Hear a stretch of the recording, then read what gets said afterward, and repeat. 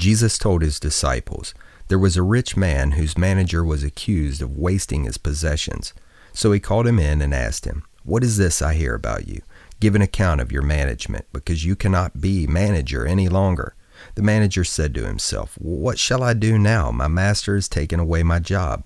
I'm not strong enough to dig, and I'm ashamed to beg. I know what I'll do, so that when I lose my job here, people will welcome me into their houses.' So he called in each one of his master's debtor. He asked the first, 'How much do you owe my master?' 800 gallons of olive oil,' he replied. The manager told him, 'Take your bill, sit down quickly, and make it 400. Then he asked the second, 'And how much do you owe?' 1,000 bushels of wheat,' he replied. He told him, 'Take your bill and make it 800.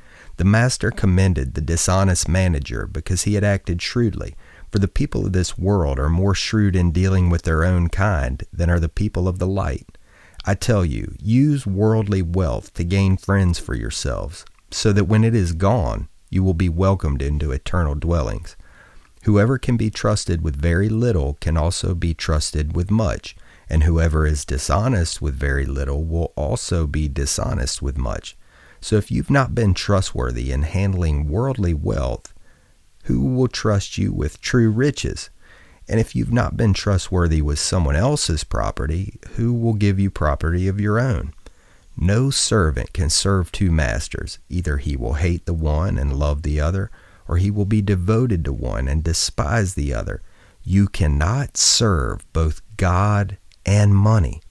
The Pharisees, who loved money, heard all of this, and they were sneering at Jesus. He said to them, "You are the ones who justify yourselves in the eyes of men, but God knows your hearts.